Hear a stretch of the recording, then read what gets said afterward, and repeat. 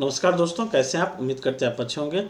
मेरा नाम मुकेश और श्योर सक्सेस वाला के इस प्लेटफॉर्म पे एक बार आपका स्वागत है।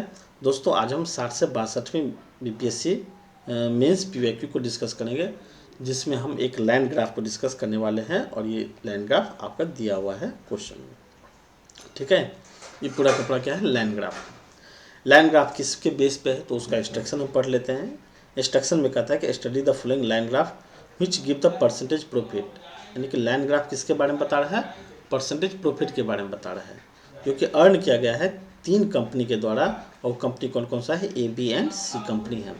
कब अर्न किया गया है तो during the period from 2011 to 16, यानी कि 2011 से लेकर 16 तक में एक कंपनी के द्वारा प्रॉफिट अर्न किया गया है, उसी का इंफॉर्मेशन ग्राफ में दिया है।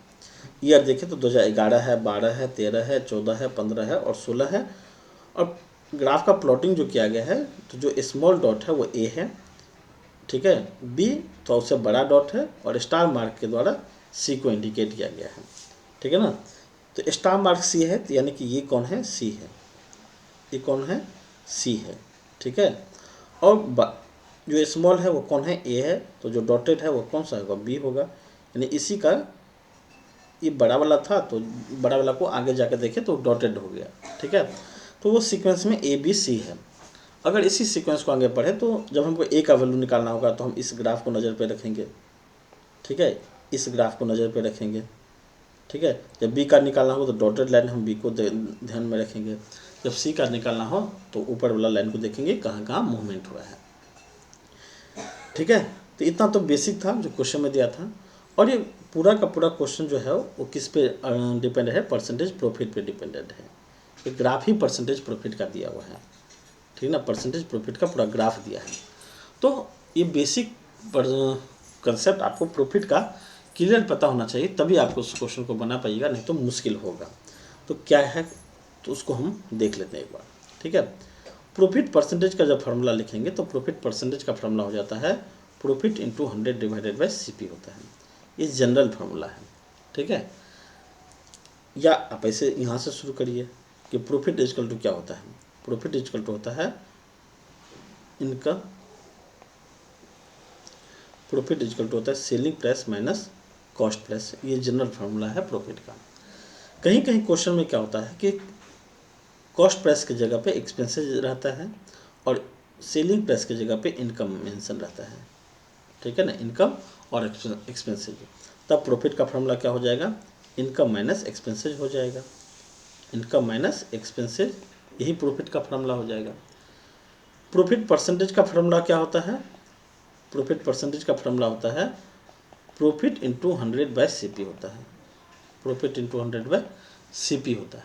ठीक है, इनकम और एक्सपेंसेज के बेस पे लिखेंगे तो कैसे लिखेंगे, तो प्रॉफिट परसेंटेज का फार्मूला लिखेंगे, प्रॉफिट परसेंटेज का फार्मूला लिखेंगे income minus expenses divided by expenses into 100, यही लिखेंगे हम। कुछ नहीं किए, हम प्रॉफिट की जगह पे इनकम माइनस एक्सपेंसेज लिखे और CP की जगह पे एक्सपेंसेज लिखे into 100। This is the formula of profit percentage. ये एक बेसिक फार्मूला था। ठीक है, अगर हमको ये पता है कि profit equal to income minus expenses होता है, अगर हमको इनकम निकालना हो, अगर इनकम निकालना हो कि इनकम बराबर क्या होगा, तो आप क्या कीजिएगा कि प्रॉफिट प्लस एक्सपेंसेज कर निकालना, एक्सपेंसेज प्रॉफिट में ऐड कर देंगे तो मेरा इनकम निकल जाएगा। ठीक है, ये 2 चीज़ आप याद रखिएगा। तीसरा चीज़ और क्या याद रखना है, तो एक बात हम बताने जा रहे हैं, उसको आप नोट डाउन कीजिएगा। जैसे इसी का हम एक स्लाइड ले लेते हैं, रुकिए, इसी का स्लाइड ले लिया। अब एक चीज़ ध्यान रखिए, एक एग्जाम्पल से समझते हैं कि अगर मान लीजिए कि एक्सपेंसेस दिया है 200 रुपया, 200 रुपया दिया है और प्रॉफिट परसेंटेज दिया है 10%। ठीक है ना, प्रॉफिट परसेंटेज 10% दिया है। आपसे पूछा कि उसका इनकम कितना होगा, इनकम कितना होगा, तो आप बोलिएगा कि इनकम जो होगा वो क्या होगा, इनकम का फार्मूला क्या होता है, एक्सपेंसेज प्लस प्रॉफिट होता है, यही होता है। तो प्रॉफिट हमको ये एक्सपेंसेज क्या है, रुपया में है, तो प्रॉफिट भी हमको क्या चाहिए, रुपया में चाहिए, ना कि परसेंटेज में चाहिए। और प्रॉफिट को पता है कि प्रॉफिट 10% है, तो ये 10% किसका 10%, यही सवाल खड़ा होता है कि किसका 10% है। तो हमेशा से एक्सपेंसेज का ही 10% होगा। वो प्रॉफिट जो कैलकुलेट किया जाता है वो एक्सपेंसेज के बेस पे ही कैलकुलेट किया जाता है। जैसे आप देखें कि प्रॉफिट परसेंटेज जब निकाला गया तो वो सीपी के बेस पे निकाला गया या फिर एक्सपेंसेज के बेस पे निकाला जाता है। तो हम यहाँ पर अगर प्रॉफिट निकालेंगे कि प्रॉफिट 10% है तो किसका 10% है, तो एक्सपेंसेज का 10% है, यानी कि 200 है तो उसका 10% प्रॉफिट होगा, यानी कि 0 0 कैंसिल, यानी कि 20 रुपया क्या होगा, प्रॉफिट निकलेगा। तब एक्सपेंसेज प्लस प्रॉफिट निकालेंगे तो हम क्या करेंगे कि 200 में 20 रुपया ऐड कर देंगे, तब मेरा इनकम निकल जाएगा 220 रुपया, ये इनकम निकल जाएगा। कोई दिक्कत? एक तरीका ये था। दूसरा तरीका क्या हो सकता है कि अगर हम बोलें कि 10% प्रॉफिट है, 10% प्रॉफिट है, तो आप बोलिए कि उसका इनकम जो होगा, उसका इनकम जो होगा वो कितना होगा, 110% होगा। ठीक है, अगर प्रॉफिट 110% डायरेक्ट हो जाएगा, ठीक है, तब हम क्या करेंगे कि 200 एक्सपेंसेस था तो 200 का डायरेक्ट हम 110% निकाल देंगे। 110% निकालेंगे तो मेरा क्या निकल जाएगा, 220 रुपये निकल जाएगा। तो ये चीज़ क्या होगा कि हमको फार्मूला निकाल के ऐड नहीं करना पड़ेगा, हम डायरेक्ट फार्मूला मतलब डायरेक्ट परसेंटेज के थ्रू ही हम निकाल सकते हैं। जैसे प्रॉफिट क्या बोला, प्रॉफिट 10% है तो हम बोलेंगे इनकम क्या होगा, 110% होगा। तो 110% किसका, 110% एक्सपेंसेज का, तब एक्सपेंसेज का 110% निकाल देंगे तो 220 डायरेक्ट मेरा आ जाएगा। अगर सपोज कीजिए कि प्रॉफिट 30% होता, प्रॉफिट 30% प्रॉफिट अगर होता, 30% प्रॉफिट होता तो बोलते इनकम जो होगा वो 130% होता। प्रॉफिट अगर 40% होता तो उसका इनकम कितना होगा, 140% होगा। प्रॉफिट अगर 50% है तो उसका इनकम कितना होगा, 150% है। तो ये सब किसका, ऑफ एक्सपेंसेज का, ऑफ एक्सपेंसेज का, ठीक है ना। ये बात आप याद रखिए, चूँकि लॉस का चर्चा है नहीं तो हम यहाँ पे चर्चा नहीं करेंगे लॉस का, हम सिर्फ प्रॉफिट को बेस मान के ही बनाएंगे, ठीक है ना, इतना पता है आपको। तो इसके बेस पे ही हम क्वेश्चन को शुरुआत करते हैं। चलिए क्वेश्चन पढ़ते हैं कि क्वेश्चन क्या है। पहला क्वेश्चन क्या है, पहला क्वेश्चन दिया है कि if the income of company be in 2000 in the year 2012 was 60 lakh, यानी कि 2012 में 60 लाख प्रॉफिट दिया हुआ है कंपनी बी का, which increase by 30% in the year 2013, ठीक है ना, यानी कि उसका इनकम जो 60 लाख था, 60 लाख इनकम जो था वो 30% से बढ़ गया 2013 में। तब बोला पूछा है कि find the expenditure of company be in the year 2013, यानी कि 2013 में उसका एक्सपेंडिचर कितना होगा, ये हमको पूछा है कितना होगा। तो जो दिया इन्फॉर्मेशन वो 2012-13 दोनों का दिया है, तो हम दोनों को कंपेरेटिवली देख लेते हैं कि क्या क्या है। 2012 में अगर हम देखें 2012 का डाटा, तो हम लिखेंगे ऐसे ही, एक्सपेंसेज लिखेंगे, उसके बाद प्रॉफिट लिखेंगे, उसके बाद हम इनकम लिखेंगे। ये मेरा लिखने का तरीका होगा सीक्वेंस में, ठीक है। दूसरा बात और क्या याद रखना है, 2012 में प्रॉफिट दिया हुआ है। 2012 में अगर देखें बी का प्रॉफिट, तो हमको याद है, आपको याद भी होगा कि ये कौन था, ए था, ये बी था, ये सी था। 2012 में बी जो प्रॉफिट कमाया है, प्रॉफिट कितना कमाया है, मात्र 10% प्रॉफिट कमाया है, तो बोलेंगे कि 10% इसका प्रॉफिट है। और 2012 में उसका इनकम कितना दिया है, इनकम दिया है 60 लाख दिया है, तो हम यहाँ पे 60 लाख लिख लेते हैं, और कुछ नहीं दिया है। फिर 2013 के बाद बताया कि 2013 में ऐसा हुआ, 2013 में कि इसका इनकम जो 60 लाख था ये 30% से बढ़ गया, तो 60 लाख 30% से बढ़ जाएगा, तो 2013 में जो होगा कितना होगा, 2013 में उसका इनकम हो जाएगा 60 का 130% हो जाएगा, यानी कितना हो जाएगा, एक, यानी कि 63 का 78, यानी कि 78 लाख प्रॉफिट, सॉरी 78 लाख इसका इनकम हो जाएगा। कोई दिक्कत, इनकम कितना होगा, 78 लाख होगा। क्यों, क्योंकि यही 60 लाख जो था वो 30% से बढ़ गया, तो 30% से बढ़ गया तो हो कितना गया, 130% हो गया, इसलिए 78 लाख इसका इनकम निकलेगा, ठीक है।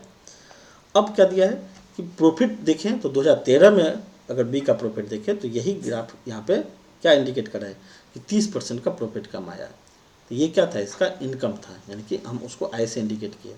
प्रॉफिट कितना कमा लिया 2013 में, 30% प्रॉफिट कमा लिया।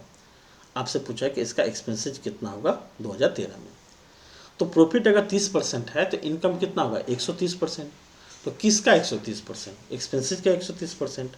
तो अब हम क्वेश्चन में लिखेंगे कि according to question in year 2013, in year 2013, ठीक ना, कि एक्सपेंसेज का 130% जो वैल्यू होगा वही इनकम होगा, और वो दिया कितना है, 78 लाख दिया है। कोई दिक्कत? यानी एक्सपेंसेज का 130% जो वैल्यू होगा वो इनकम होगा। क्यों होगा? क्योंकि प्रॉफिट 30% है, ठीक है ना। अब यहाँ से एक्सपेंसेज निकालना होगा, तो एक्सपेंसेज कितना निकलेगा, 78 इंटू 100 डिवाइडेड बाई 130, ठीक है ना, 63 78, यानी कि 0 से 0 कैंसिल, यानी कि क्या होगा, 60 निकलेगा। और ये 60 क्या निकलेगा, सर एक गलती हो गया, ये जो है ना 30% नहीं है, 40% है। ये आप मिटा दीजिए यहाँ पे, और ये वैल्यू यहाँ भी मिटाना होगा।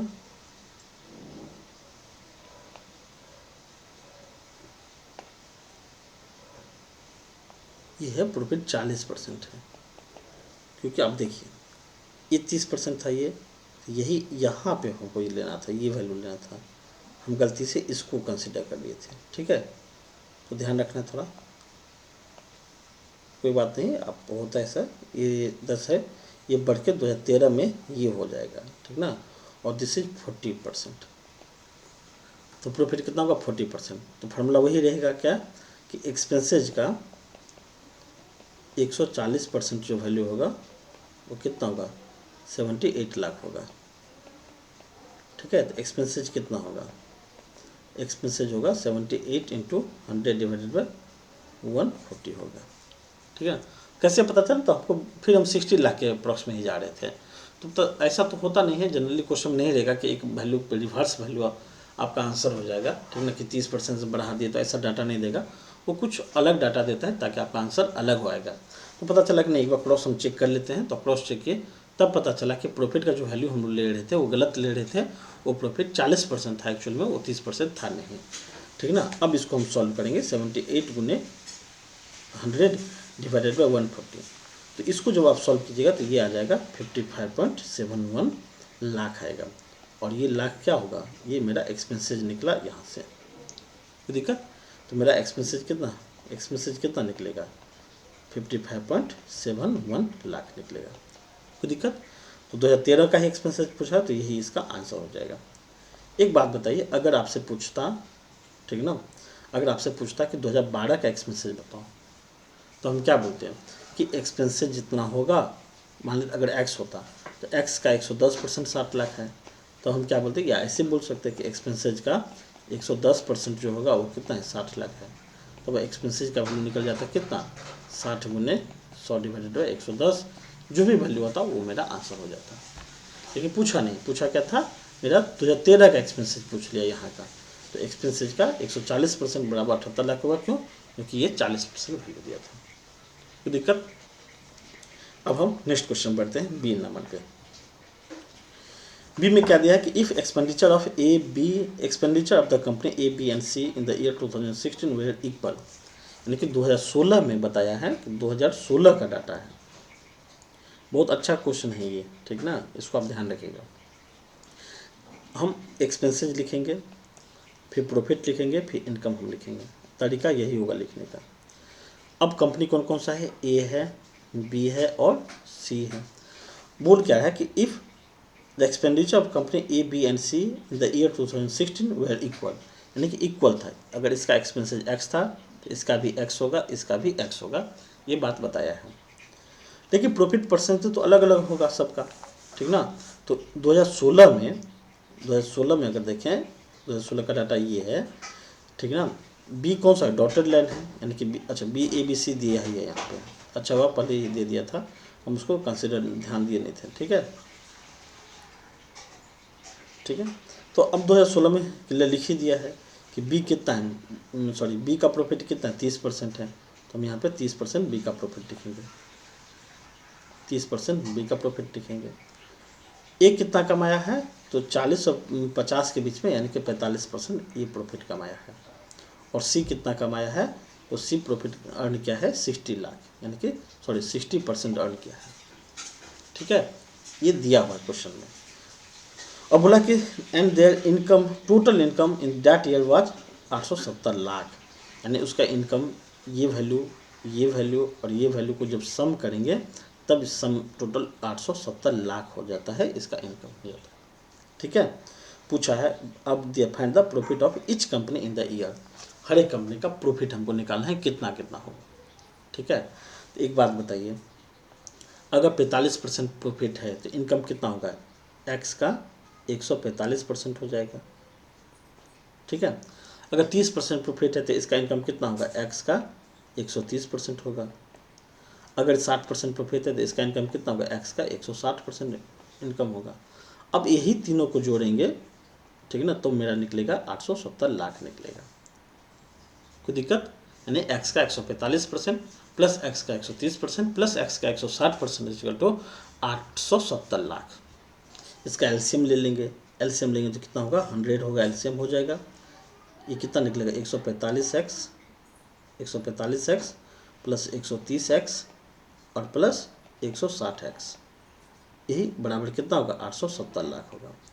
यानी कि सबको जोड़ेंगे तो 5 और 6 9 4 13 और 3 1 4, यानी कि 435x बट्टा 100 बराबर कितना निकला, 870 निकलेगा। आपको x का वैल्यू निकालना होगा तो x कितना निकलेगा, 870 इंटू 100 डिवाइडेड बाई 435, 435 दूना 870 हो जाएगा, यानी कि 200 निकलेगा। x क्या निकला, 200 निकला। इसका मतलब हर कंपनी का इनकम जो होगा वो 200 होगा, 200 नहीं 200 लाख होगा। सब पूरा का पूरा क्या है, लाख में दिया हुआ है। ठीक है, तो हम अब यहाँ पे लिख लेंगे, ये x कितना है, 200 लाख है, ये भी कितना है, 200 लाख है, ये भी कितना है, 200 लाख है। सबका सब क्या होगा, लाख होगा। तब प्रॉफिट कितना निकलेगा, इसका प्रॉफिट कितना निकलेगा, एक्स का प्रॉफिट निकलेगा 200 का 45% निकलेगा, कितना, 90 लाख निकलेगा। ठीक है, चूँकि हमको हर कंपनी का प्रॉफिट पूछा है। वाई का कितना निकलेगा, वाई का निकलेगा 200 का 35% निकलेगा, यानी कितना, 60 लाख निकलेगा। कोई दिक्कत। फिर जेड का पूछा है तो जेड का कितना निकलेगा, जेड का निकलेगा 200 का 60%, यानी कि 200 का 60% निकलेगा, कितना निकलेगा, 120 लाख निकलेगा। नहीं दिख रहा ना, 120 लाख निकलेगा। तो आपसे यही पूछा है, आप बाद में क्या लिखिएगा, hence total profit of company, total profit of company A B and C is 90 60 and 120 lakh, और दैट इज योर आंसर। आपका ये आंसर निकलेगा। ठीक है, तो चूंकि स्पेस कम था इसलिए हम आपको ऊपर नीचे सीधा वैल्यू लिख करके बताए, आप इसको लैंग्वेज के फॉर्म में लिख लीजिएगा। ठीक है, मेरा काम है कंसेप्ट को बताना। ठीक है ना, फिर हम आगे देखते हैं सी नंबर क्वेश्चन। सी में क्या दिया कि if the company A B and C had expenditure of 200 lakh 300 lakh and 400 lakh respectively in the year 2014, the ratio of their profit in the year कितना होगा। यानी एक्सपेंसेस दे दिया है, और कब दिया है, 2014 का डाटा दिया है। यानी कि 2014 में एक्सपेंसेस दिया है कंपनी ए का, कंपनी बी का, कंपनी सी का, कितना कितना दिया है, तो ये 200 लाख है, 200 लाख है, और ये कितना है, 300 लाख है, और ये 400 लाख दिया है। प्रॉफिट परसेंटेज तो हमको ग्राफ से मिल जाएगा। 2014 में ए बी सी कौन कौन सा है, तो देखिए ए जो है वो कितना 40% है, 2014 में कितना है, 40% है ए का प्रॉफिट। बी का कितना है, तो बी का 2014 में डॉटेड लाइन कहाँ पे है, 60%, यानी कि 60% प्रॉफिट है। फिर सी का क्या है, सी का 2014 में 70% प्रॉफिट है। तो रिस्पेक्टिव प्रॉफिट ही हमको निकालना है कि प्रॉफिट कितना निकलेगा। प्रॉफिट ऑफ कंपनी ए का कितना निकलेगा, 200 का 40% निकलेगा, यानी कितना, 80 निकलेगा। अच्छा 80 लाख निकलेगा, क्यों, क्योंकि पूरा का पूरा क्या है, लाख में दिया है, पूरा का पूरा क्या है, लाख में दिया है। बी का कितना निकलेगा, बी का इनकम 300 लाख का एक्सपेंडिचर था। ठीक है, और इसका 60% हमको प्रॉफिट चाहिए, तो कितना निकलेगा, 180 लाख निकलेगा। फिर सी का कितना निकलेगा, 400 प्रॉफिट है, 400 का 70% निकलेगा, यानी कि 700 का 28, यानी कि 280 लाख निकलेगा। आपसे क्या पूछा है, फाइंड द रिस्पेक्टिव रेशियो पूछा है, ठीक ना, find the ratio of their profit. तो रेशियो कितना निकलेगा, रेशियो निकलेगा 80:180 अनुपात 280, ठीक है। 0 से कैंसिल हो जाएगा, बचेगा 8, 18, 28, फिर कैंसिल होगा 4, 9 और 14, देखिए 4, 9, 14,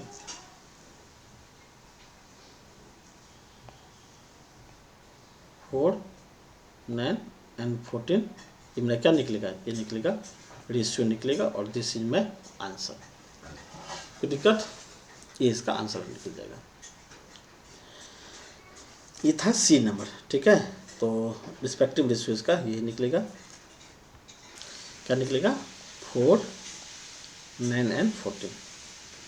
किसी किसी बुक में आप देखिएगा कि इसको भी डिवाइड कर देता है, फिर 2 से डिवाइड कर देगा, तो ज़रूरी नहीं है इसको फिर से दो, क्योंकि अब कटेगा ही नहीं, तो स्टैंडर्ड आंसर यही निकलेगा। लेकिन किसी किसी बुक में तेजगिरी करने के लिए क्या करते हैं, फिर इसको 2 से डिवाइड कर देगा, तो बोलेगा ये 2 है, ये 4.5 है, और ये कितना है, 7 है। तो आप इस फॉर्म से बचिएगा, ऐसा नहीं होता है।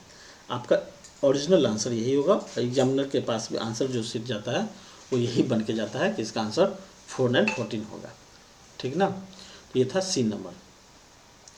डी में देखते हैं क्या है, डी में if the income of A, B and C in the year 2015 were equal. अब क्या है कि इनकम इक्वल दे दिया है, and their total expenditure in the year was मतलब 1835 lakh, find the profit of each company in the that year. यानी कि डैट ईयर मतलब 2015 का पूछा है कि 2015 में उसका प्रॉफिट कितना होगा। तो 2015 का हमको डाटा लेना है, 2015 का कैसे लिखेंगे, तो एक्सपेंडिचर लिखेंगे, प्रॉफिट लिखेंगे और उसका इनकम लिखेंगे। 2015 में सबका प्रॉफिट परसेंटेज दिया है, और कंपनी कौन कौन से लेंगे, ए लेंगे, बी लेंगे और सी लेंगे। तो प्रॉफिट जो दिया है ए बी सी का, ए का कितना दिया है, ए का 70% प्रॉफिट दिया है। बी का प्रॉफिट कितना दिया है, बी का दिया है 60% प्रॉफिट दिया है।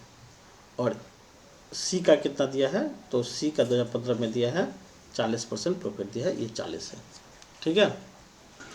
अब ये क्या दिया है, बताया क्या है कि if the income of A B and C are equal, यानी ये जो वैल्यू होगा, ये जो वैल्यू होगा और ये है, तीनों का तीनों क्या है, इक्वल है। कितना है यही नहीं पता हमको, लेकिन दिया है कि उसका एक्सपेंसेस जो है अलग अलग होगा, और एक्सपेंसेस का सम जो दिया है वो 1835 लाख दिया है, यानी कि तीनों का एक्सपेंसेस 1835 लाख है कितना नहीं पता, तो हम मान लेते हैं इसका एक्स है, इसका वाई है और इसका जेड है, ये हम मान लिए, ठीक है।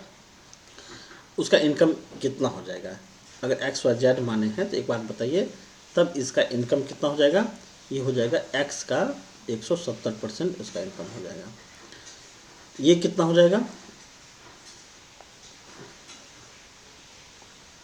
बी का इनकम कितना हो जाएगा, वाई का 160% इनकम हो जाएगा बी का, ठीक है। सी का कितना हो जाएगा, तो बोलेंगे कि सी का जेड का 140% उसका इनकम हो जाएगा। ये अलग अलग इनकम होगा। अकॉर्डिंग टू क्वेश्चन क्या बोला कि ये पूरा का पूरा इक्वल है, ये इक्वल है, ठीक है। अगर ये इक्वल है, यानी कि हम बोल सकते हैं कि इसको ऐसे कि 17x/10 ये बराबर है 16y/10, ये बराबर है 14z/10, ठीक है। ये इक्वल है। हमसे पूछा कि अगर यहाँ से हम x अनुपात y अनुपात z पता कर लें तो मेरा काम बन जाएगा, ठीक ना। अब ये पता कैसे करेंगे, यहाँ पर हम ये लिख सकते हैं 10 कैंसिल हो जाएगा, तो हम बोलेंगे कि 17x ये बराबर है 16y का, और ये बराबर है 14z का। एक बात आप बताइए ऐसे कि अगर 2x बराबर 3y बराबर 4z होता, उस समय एक्स वाई जेड का अनुपात कैसे निकालते हैं हम लोग, एक्स वाई जेड का अनुपात कैसे निकालते हैं। तो आप मेरा रेशियो एंड प्रोपोर्शन का क्वेश्चन देखिएगा, तो वहाँ पर नीचे बताए हैं, या आप ऐसे करिए कि एक्स अनुपात वाई अनुपात जेड का तरीका निकालने का एक और हो सकता है। चलिए हम आपको यहीं पे बता देते हैं। इसका रेशियो निकालने का तरीका क्या है कि अगर हमको निकालना है एक्स अनुपात वाई अनुपात जेड, ठीक है, तो कैसे निकालेंगे, जब एक्स का निकालना हो तो हम क्या करेंगे कि एक्स को ढक देते हैं, इसको कोई यूज नहीं करते हैं, ठीक है। तब वाई और जेड का जो इंटीजर वैल्यू है उसको इंटू कर लेते हैं, ठीक है ना। यानी कि इसको इसका कोई यूज़ नहीं है, हम 16 और 14 को इंटू कर लेंगे। तो 16 14 को इंटू कर लेंगे तो यहाँ पे 16 इंटू 14 लिख सकते हैं, ठीक है। जब y का वैल्यू हमको निकालना होगा तो y का कोई यूज़ नहीं है, तब हम 17 और 14 को इंटू कर लेंगे, तो 17 इंटू 14 कर लेंगे। जब z का निकालेंगे तो कितना निकालेंगे, तब इसका कोई यूज़ नहीं होगा, हम 17 और 16 का यूज़ कर लेंगे। हम लिखेंगे 17 इंटू 16 लिखेंगे, कोई दिक्कत। ये होता है ऐसे, जब एक्स वाई जेड का रेशियो निकालते हैं तब एक्स का छोड़ देते हैं, वाई और जेड के साथ जो इंटीजर वैल्यू है उसको इंटू कर लेंगे।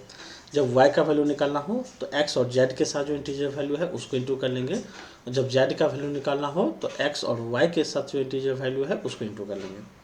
अब दोनों में क्या है, फिर 2 से कैंसिल हो सकता है, तो 2 सत्ते 14, 2 सत्ते 14, 2 अट्ठे 16, यानी कि ये 16 इंटू 17, ये 17 इंटू 17, ये 17 इंटू 8 होगा। यानी जो वैल्यू आएगा ये 16 सत्ते 112 आएगा, 17 सत्ते 119 आएगा, और 17 अट्ठे 136 आएगा। ये एक्स वाई जेड का रेशियो निकला, ठीक है ना। तो हम रेशियो के मेथड से बनाने जा रहे हैं, ठीक है ना। तो 112, 119, 136, ये तीनों का सम अगर करेंगे तो 9 2 11 6 17 7 हाथ में 1, और 3 1 4 1 5, और 2 1 357 निकलेगा, ठीक है। 9 2 11 6 17 7 में 1, 3 1 4 1 5 1 6 367 निकलेगा, 367 निकलेगा। एक्स वाई जेड का अनुपात हम लिख देंगे यहाँ पे, एक्स अनुपात वाई अनुपात जेड का वैल्यू कितना निकला। बहुत बारीकी से बनाना पड़ेगा क्वेश्चन को। ये अनुपात निकला 112 अनुपात 119 अनुपात 136, टोटल सम कितना निकला 367। तब हम बोलेंगे क्या कि 367 का ही वैल्यू कितना दिया है, 1835 दिया है, ठीक ना। 367 का वैल्यू क्या 1835 है। तो हम नेक्स्ट स्लाइड में लिख लेते हैं इसको, ठीक है ना। यहाँ से ले लेते हैं 367 ना, तो लिखेंगे कि 300 अकॉर्डिंग टू क्वेश्चन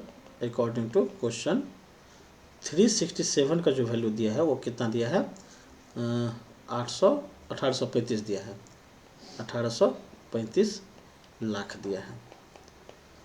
आपसे पूछा क्या था, आपसे पूछा था find the profit of each company, तो हमको एक्सपेंसेस पता होना चाहिए पहले। तो एक्स का अनुपात कितना होगा, एक्स का वैल्यू कितना होगा, वाई का वैल्यू कितना होगा, जेड का वैल्यू कितना होगा। तो जो एक्स का वैल्यू होगा, अच्छा अनुपात भी हम लिख लेते हैं एक बार, 112 119 136, यानी कि एक्स वाई और जेड का अनुपात जो है 112 है, 119 है और 136 है, ये दिया हुआ है, ठीक है। तो 367 का वैल्यू इतना है, एक्स का वैल्यू निकालना हो तो हम बोलेंगे कि 1835 डिवाइडेड बाई 367 इंटू 112, ये जो वैल्यू आएगा वो एक्स का वैल्यू आएगा, ठीक है।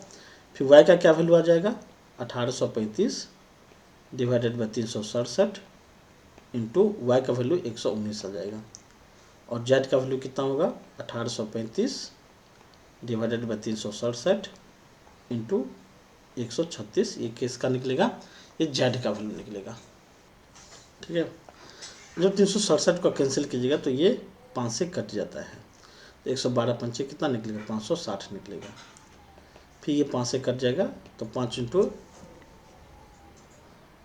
ये कितना निकलेगा 119 पंचे 595, और 136 पंचे यानी ये भी 5 से कट जाएगा तो 500, 136 को 5 से इंटू कर लेंगे, 5 से 6 35 का 5 से 1 3 5 1 5 5 680, यानी कितना निकलेगा 680 निकलेगा। ये तो तीनों का प्रूफ है, मतलब तीनों का क्या निकला, एक्स वाई जेड मतलब एक्सपेंसेज निकला है। एक्स वाई जेड क्या था, expenses of A B C था, यानी कि ए इसका वैल्यू इसका वैल्यू इसका वैल्यू निकला, ठीक ना। कितना 560 595 680, ये एक्सपेंसेज निकला। अब हमको प्रॉफिट निकालना था कि प्रॉफिट क्या होगा, तो प्रॉफिट क्या होगा, एक्सपेंसेज का ही परसेंटेज निकाल देंगे। जैसे ए का प्रॉफिट कितना है, ए का प्रॉफिट 70% है, तो एक्सपेंसेज का 70% निकाल देंगे, मेरा ए का प्रॉफिट निकल जाएगा। अब हम प्रॉफिट निकाल रहे हैं, ठीक है ना। तो ए का एक्सपेंसेज दिया है ये ए का एक्सपेंसेज निकला, उसका 70% निकाल देंगे तो प्रॉफिट में निकल जाएगा। तो 0 से 0 कैंसिल हो जाएगा, नहीं कितना निकलेगा 300, एक मिनट 100 560 है ना, 560 का 70% 392 निकलेगा। तो 392 क्या निकलेगा, प्रॉफिट निकलेगा।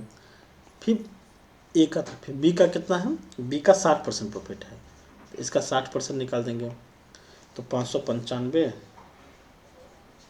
का 60% निकालेंगे तो 991, एक मिनट 595 का 595 गुने 60% 357 आएगा, 357 आएगा। फिर जेड है तो इसका सॉरी सी है, तो सी का कितना 40% प्रॉफिट है, इसका 40% निकाल देंगे। तो 680 का 40% निकाल देंगे, 272 निकलेगा। ठीक है, क्योंकि जगह कम था इसलिए हम बहुत ज़्यादा स्टेप में नहीं लिखे, हम आपको समझाते गए, इसको आप समझ लीजिए अच्छे से। ठीक है, तो रिस्पेक्टिव प्रॉफिट जो निकला ए बी सी का प्रॉफिट जो निकला वो कितना 392 निकला, और बी का 357 निकला, और सी का 272 निकला, और दिस इज आंसर। यही क्या निकलेगा, आंसर निकलेगा। ठीक है, तो क्वेश्चन थोड़ा लंबा था, बस इतना ही था। ठीक है, तो प्रॉफिट एंड लॉस के बेस पे जो क्वेश्चन था वो यही था। ये बहुत इंपॉर्टेंट है, कभी कभी ये लाइन मतलब ये लगभग बीपीएससी फ्रिक्वेंटली इसको पूछता ही है। ठीक है ना, आप देखिएगा कि रिसेंट में 69 या 68 में भी पूछ दिया था ये क्वेश्चन को। ठीक है ना, तो ये पूछता ही हमेशा, और यही पैटर्न इसका रहता है प्रॉफिट परसेंटेज पूछने का। कभी किसी में इनकम बराबर देगा, किसी में एक्सपेंसेस बराबर देगा, तो आपको बनाना इसी तरीका से है। अगर इस तरीका को आप जान लेते हो तो बाय द वे लक अगर साथ दे दिया, यही क्वेश्चन पूछ दिया, तो आप 36 नंबर आप गेन कर सकते हैं आसानी से।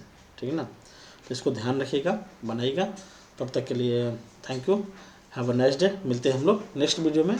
आप अगर PYQ BPSC इस बार लिख रहे हैं, ठीक है ना, तो और चाहते हैं कि BPSC पूरा मेंस PYQ का मेरे पास एक प्लेलिस्ट होना चाहिए जहाँ पर पूरा स्टैटिक का सॉल्यूशन हो, तो वो मात्र इकलौता चैनल यूट्यूब पे है जो श्योर सक्सेस वाला का है, जहाँ पे A to Z, ठीक ना, 60 से 62वीं तक हम कोशिश करेंगे और 2 साल का एग्ज़ाम लेकर 2 साल का क्वेश्चन पेपर को और हम सॉल्व कर दें। पूरा BPSC का PYQ आपको एक जगह मिल जाएगा। ठीक है ना, और इतना अच्छा से एक स्लाइड में एक क्वेश्चन कोई नहीं बताया है अभी तक यूट्यूब पे। वो इनिशिएटिव हम ही लोग किए हैं शुरू। ठीक है, तो आप इसको ज़रूर सब्सक्राइब करें। ठीक है, और इसका बेनिफिट लें। ठीक है, और बेसिक टू एडवांस लेवल जो मेरा सीरीज चलता है जहाँ पे हम DI पढ़ाते हैं, वो भी मेरा सीरीज कंटिन्यू ही रहेगा, तो आप उसको भी बेनिफिट ले सकते हैं। Thank you, have a nice day.